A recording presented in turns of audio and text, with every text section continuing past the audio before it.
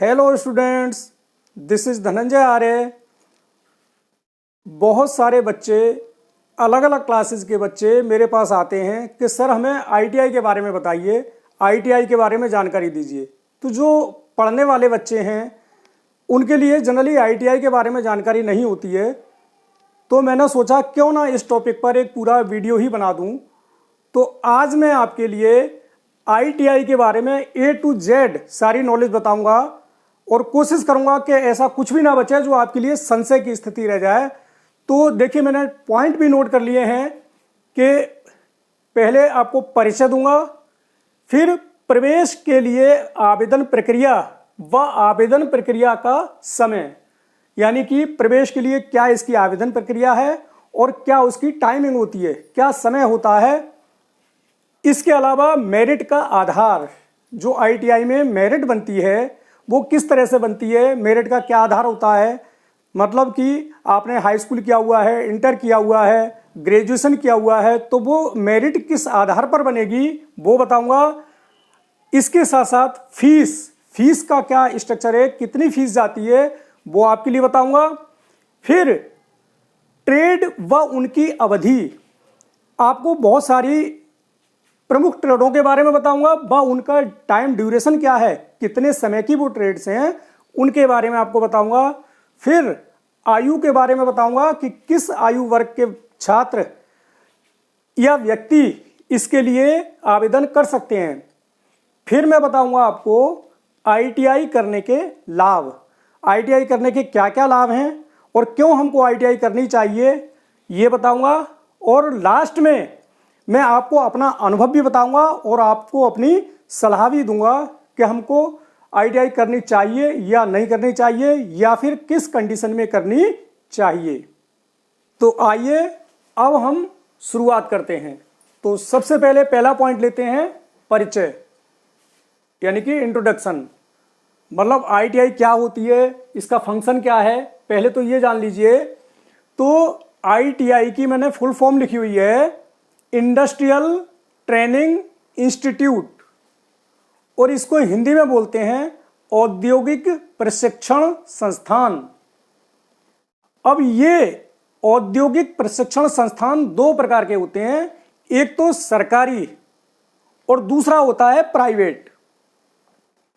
अब जो सरकारी होते हैं उनके लिए हम बोलते हैं राजकीय औद्योगिक प्रशिक्षण संस्थान। जो भी सरकारी संस्थान होंगे उनके आगे राजकीय लगा होगा इनमें। और दूसरे होते हैं प्राइवेट, जैसे कि अमरपाल सिंह औद्योगिक प्रशिक्षण संस्थान। ये कोई भी हो सकता है, अपने नाम पर रख लेते हैं, किसी ने अपनी माताजी के नाम पर रख लिया, किसी ने पिताजी के, किसी ने दादाजी के, तो ये कोई भी नाम हो सकता है, प्राइवेट तो प्राइवेट है। तो इस तरह से दो प्रकार के संस्थान होते हैं। ये कुछ एडेड भी हो सकते हैं, वो अलग हैं। अब देखिए, आईटीआई में दो प्रकार से संचालित होती है। ये आईटीआई में दो प्रकार के कोर्सेज से मान्यता होती है। एक तो होती है NCVT, national council for vocational training, और दूसरी होती है SCVT, state council for vocational training. तो अब इसमें ये मैंने इसलिए लिखा है कि इसमें एक बात बहुत ध्यान रखने की है कि जो एनसीवीटी होती है, एनसीवीटी की जिसको मान्यता है, वो संस्थान, उस संस्थान से किसी ने जो सर्टिफिकेट किया है आईटीआई का, तो वो पूरे भारतवर्ष में कहीं भी नौकरी कर सकता है। लेकिन जो एससीवीटी से अगर किसी ने ये सर्टिफिकेट किया है तो वो केवल उसके स्टेट में ही मान्य है, जिस स्टेट से उसने आईटीआई किया उसी से मान्य होगा। दूसरे ये एससीवीटी लगभग अब खत्म कर दिए गए हैं, सरकार ने सब एनसीवीटी ही कर दिए हैं। लेकिन फिर भी ये आपकी जानकारी के लिए है कि यदि कोई संस्थान एससीवीटी से मान्यता प्राप्त है तो उस पर आप ध्यान कर लीजिए, जिससे कि आप आगे जाके आपको दिक्कत का सामना ना करना पड़े। अब वैसे सरकारी वाले तो ज़्यादातर सब एनसीवीटी ही हैं, कुछ कहीं कहीं प्राइवेट वाले रह गए हैं एससीवीटी, नहीं तो सरकार ने ज़्यादातर एनसीवीटी ही कर दिए हैं। लेकिन फिर भी आप लोग अच्छी तरीके से तहकीकात कर लें तब एडमिशन लें। नेक्स्ट है सेकंड नंबर, प्रवेश के लिए आवेदन प्रक्रिया, यानी कि प्रोसीजर क्या होता है, हम कैसे प्रवेश लेंगे उसमें।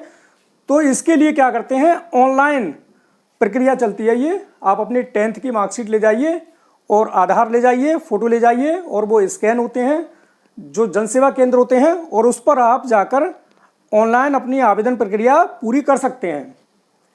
नेक्स्ट पॉइंट है, आवेदन कब शुरू होते हैं। तो ये देखिए बड़ा इंपॉर्टेंट सवाल है। बहुत सारे बच्चे पूछते हैं कि सर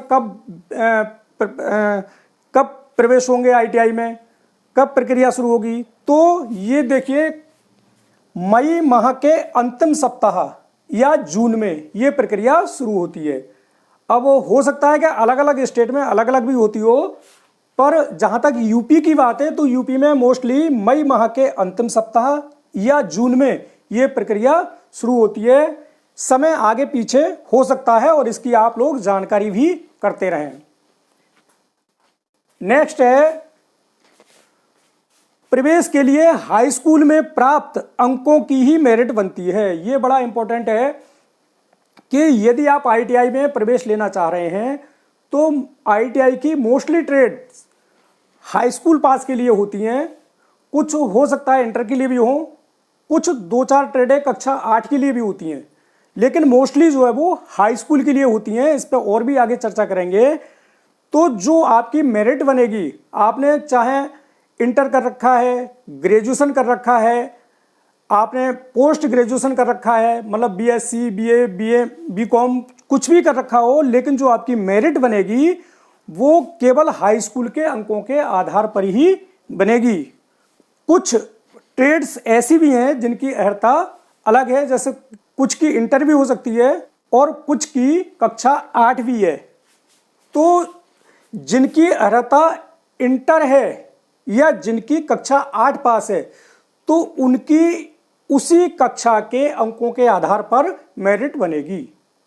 तो अब नेक्स्ट पॉइंट पे आते हैं, फीस। तो देखिए फीस का स्ट्रक्चर देखें। यदि आपको सरकारी आईटीआई में प्रवेश मिलता है तो फीस ना के बराबर जाती है। जैसे कि मैं यूपी की बात करूं तो यूपी में मात्र 40 रुपये महीने फीस जाती है, और अन्य स्टेट का नहीं कह सकता मैं, लेकिन वहां भी ना के बराबर ही फीस होगी।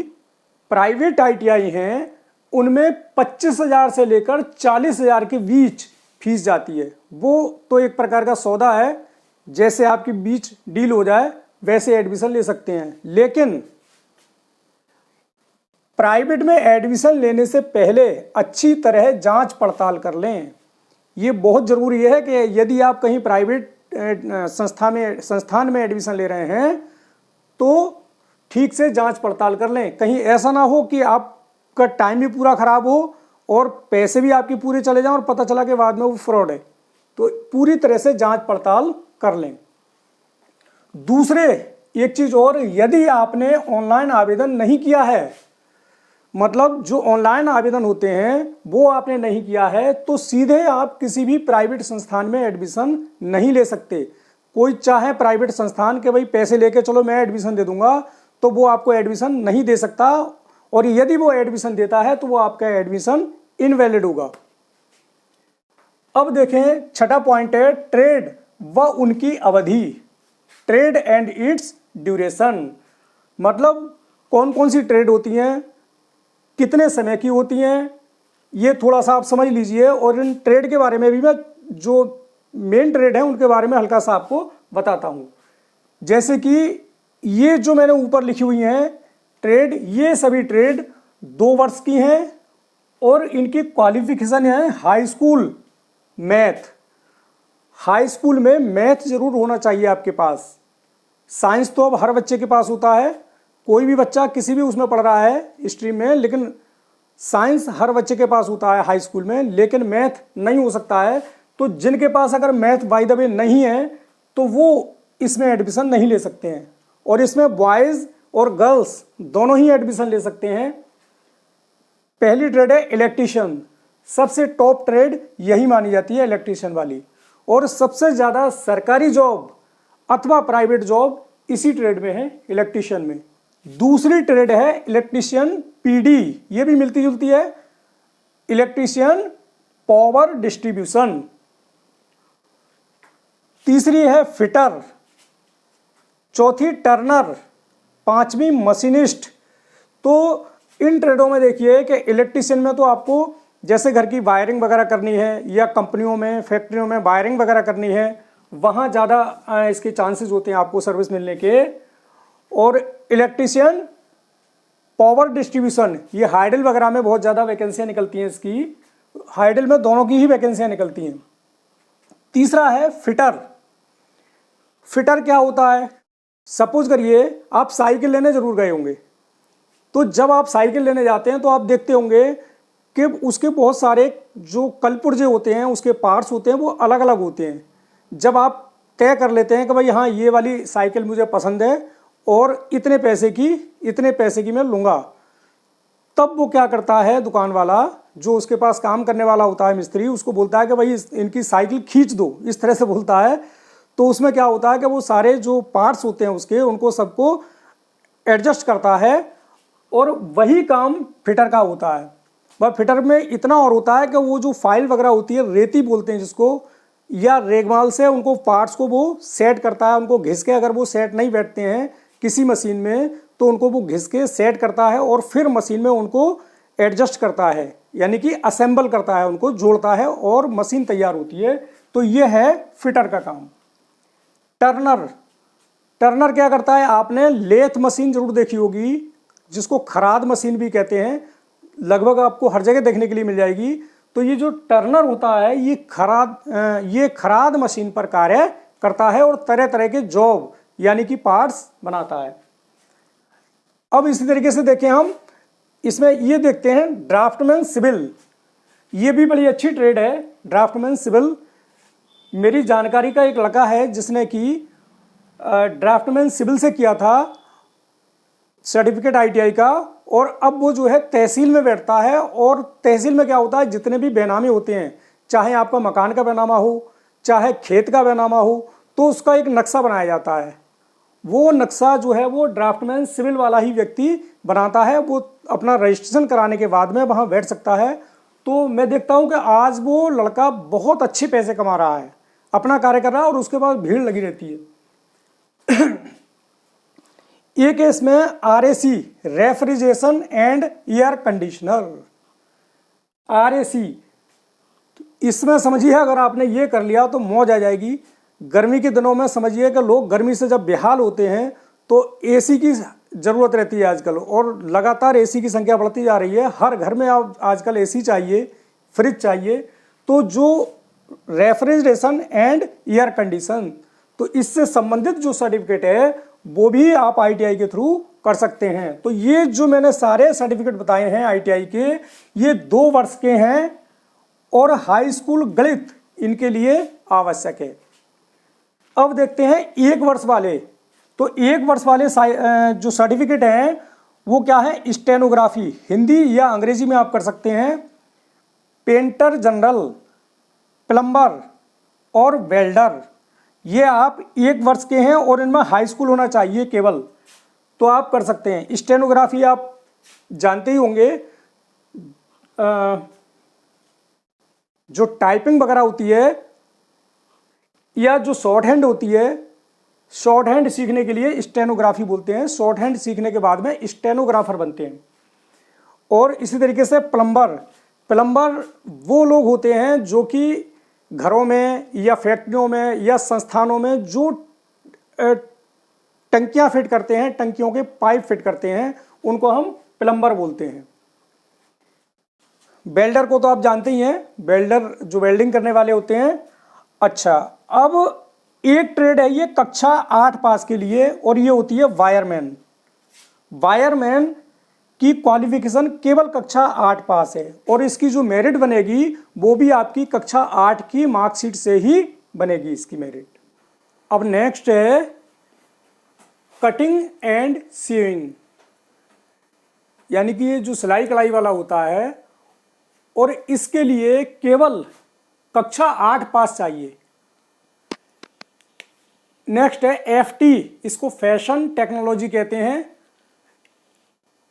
नेक्स्ट है ड्रेस मेकिंग, और इससे अगला है ब्यूटिशियन। ये जो तीनों हैं, एफटी, ड्रेस मेकिंग, ब्यूटिशियन, ये तीनों, इनके लिए क्वालिफिकेशन चाहिए हाई स्कूल, केवल हाई स्कूल पास होना चाहिए। और ये कटिंग एंड स्यूइंग के लिए कक्षा 8 पास होना चाहिए। और ये जो चारों ट्रेड हैं ऊपर वाली, ये 1 साल की हैं, और ये केवल और केवल बालिकाओं के लिए है। ये इसमें बॉयज जो हैं वो अप्लाई नहीं कर सकते। लेकिन बाकी जो ऊपर जो भी ट्रेड बताई थी उसमें सभी में बालिकाएं भी अप्लाई कर सकती हैं और बालक भी अप्लाई कर सकते हैं। अब देखते हैं सबसे बड़ा फैक्टर आता है अब कि भाई आईटीआई हम क्यों करें, आईटीआई करने के क्या फ़ायदे हैं। तो देखिए आईटीआई करने के क्या क्या फ़ायदे हैं मैं आपको बता रहा हूँ। ये अक्सर बच्चे इसी टॉपिक पे उलझते हैं आके कि भाई क्यों करनी चाहिए, हमको क्या मिलेगा इससे करके। तो देखिए पहला लाभ देखिए सरकारी क्षेत्र। सरकारी क्षेत्र में जो बहुत बड़ा नियोक्ता है, बहुत बड़ा रोजगार देने वाला क्षेत्र है, वो है रेलवे और विद्युत विभाग। इन 2 विभागों में बहुत ज़्यादा आईटीआई किए हुए बच्चे लगते हैं। रेलवे में तो जो लोको पायलट होते हैं सब आईटीआई वाले होते हैं, और जो विद्युत विभाग होता है उसमें TG2 एक पोस्ट होती है, उस पर बहुत सारी वैकेंसियां निकलती हैं, तो उसमें भी आईटीआई वाले बच्चे ही अप्लाई कर सकते हैं। अच्छा, इसके अलावा मेट्रो है और भेल है, BHEL, इसके अलावा और बहुत सारी सरकारी कंपनियां हैं, उनमें पूरी संभावना रहती है आईटीआई वालों के लिए जॉब की। अच्छा, दूसरा पॉइंट देखिए हम आईटीआई क्यों करें। पढ़ाई में जो साधारण बच्चे हैं, अब हर बच्चा तो ब्रिलियंट नहीं होता, या जो गरीब छात्र हैं वो भी आसानी से जॉब प्राप्त कर सकते हैं अगर इन बच्चों ने आईटीआई किया है। जैसे पढ़ाई में साधारण हैं या गरीब बच्चे हैं, तो वो अगर आईटीआई कर लेंगे तो उनको बहुत ही इजीली जॉब निश्चित रूप से मिल जाएगा। नेक्स्ट है रोजगार मेलों के माध्यम से प्लेसमेंट। अब क्या होता है, आईटीआई में जो छात्र पढ़ रहे होते हैं या जो आईटीआई कर चुके होते हैं, तो उसके लिए सरकार क्या करती है कि जो आईटीआई कैंपस हैं उनमें टाइम टू टाइम रोजगार मेलों का आयोजन कराया जाता है सरकार के द्वारा, और बहुत सारे बच्चों को प्लेसमेंट मिलता है। बहुत सारे बच्चों को प्राइवेट सेक्टर में नौकरियां मिलती हैं। तमाम बड़ी छोटी कंपनियां जो हैं वो प्लेसमेंट के थ्रू स्टूडेंट्स को ले जाती हैं, आईटीआई किए हुए छात्रों को ले जाती हैं। फोर्थ है स्वरोजगार। इसके द्वारा अपना रोजगार भी कर सकते हैं, और सरकार जो टेक्निकल सर्टिफिकेट किए हुए हैं या डिप्लोमा वाले छात्र होते हैं उनके लिए स्पेशली बहुत सारी सुविधाएं देती है, लोन में भी छूट देती है, और उनको लोन भी आसानी से मिल जाता है, तो अपना स्वरोजगार भी कर सकते हैं। नेक्स्ट जो सबसे बड़ा फायदा है, ये जो अभी कुछ सालों में ही सरकार ने शुरू किया है, बहुत बड़ा फायदा है, और इसको सुनकर मैं समझता हूं कि ज़्यादातर बच्चे सोचेंगे कि हम भी आईटीआई कर लेते हैं। और क्या फ़ायदा है उसका, हाई स्कूल प्लस आईटीआई। अब इस पे ध्यान दीजिए आप, ये जो आईटीआई है आपका 2 वर्ष का होना चाहिए, और जब 2 वर्षीय आईटीआई का प्रथम वर्ष उत्तीर्ण हो जाएं आप, तो उस कंडीशन में ये कुछ स्टेट का मैंने दे रखा है। देखिए जैसे यूपी में आप एक विषय से इंटर कर लीजिए, हिंदी से, केवल एक विषय से। जब आईटीआई का प्रथम वर्ष आपका उत्तीर्ण हो जाए, उसके बाद हाई स्कूल प्लस आईटीआई प्रथम वर्ष की मार्कशीट लगाकर और आप इंटर का फॉर्म भर सकते हैं एक विषय से, वो भी हिंदी से। तो आप जो है इंटर साइंस के समकक्ष माने जाएंगे, यानी कि उधर तो आपका आईटीआई पास होगा और उधर आप इंटर भी पास हो जाएंगे, और वो भी इंटर साइंस के साथ पास होंगे। इसी तरीके से बिहार में अगर आप रहते हैं तो बिहार में हिंदी और अंग्रेजी 2 विषयों से आपको इंटर करना पड़ेगा। इसी तरीके से यदि आप राजस्थान में रहते हैं तो वहाँ अंग्रेजी से आपके लिए यानी कि एक विषय से इंटर करना पड़ेगा। लेकिन ये इंटर आपके लिए जो आईटीआई का प्रथम वर्ष जब आपने उत्तीर्ण किया है, तो उसी के साथ अगला जो आप सेकेंड ईयर करेंगे आईटीआई का, उसी के साथ ये इन विषयों से भर सकते हैं। जैसे यूपी में हिंदी से, बिहार में हिंदी और अंग्रेजी से, राजस्थान में अंग्रेजी से। केवल इन विषयों से एक विषय में या 2 विषय में भर सकते हैं और आप इंटर साइंस के समकक्ष माने जाएंगे। अन्य स्टेट में भी यही कंडीशन होगी, किसी में किसी विषय से, किसी में किसी विषय से। और फिर आप किसी भी डिग्री कोर्स में एडमिशन ले सकते हैं, यानी कि आप इंटर, उधर आपकी ITI भी हो गई और आप इंटर समकक्ष भी हो गए साइंस के साथ, तो आप किसी भी डिग्री कोर्स में, किसी भी डिग्री कॉलेज में एडमिशन ले सकते हैं। अब आया मेरा अनुभव और सलाह।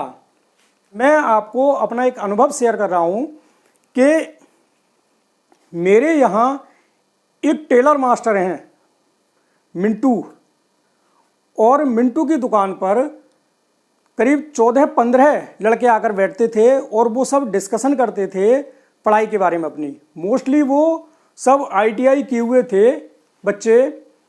तो आज मैं देखता हूँ कि उनकी दुकान पर बैठने वाला एक भी छात्र नहीं है, सारे के सारे कहीं ना कहीं जॉब से लग चुके हैं और मोस्टली सरकारी सेवा में ही गए हुए हैं।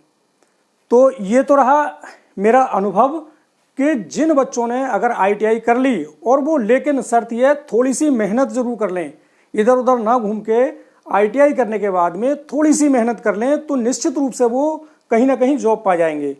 दूसरे सलाह मेरी यह है कि भाई जो बच्चे बहुत अच्छे हैं पढ़ने में, या फिर जो घर से जिनकी आर्थिक स्थिति बहुत अच्छी है, जो कहीं कोचिंग बहुत अच्छी ले सकते हैं, तो वो भले ही ना करें, लेकिन जो सामान्य बच्चे हैं, सामान्य बुद्धि के बच्चे हैं और जो घर से थोड़े कमज़ोर भी हैं, वो बच्चे ITI अवश्य ही कर लें। ये मेरी उनके लिए सलाह है। यदि आपको ये मेरा वीडियो अच्छा लगा हो तो कृपया मेरे वीडियो को लाइक कीजिए और मेरे चैनल को सब्सक्राइब कीजिए, और आगे भी मैं आपको ऐसे ही वीडियो बनाता रहूँगा। Thank you.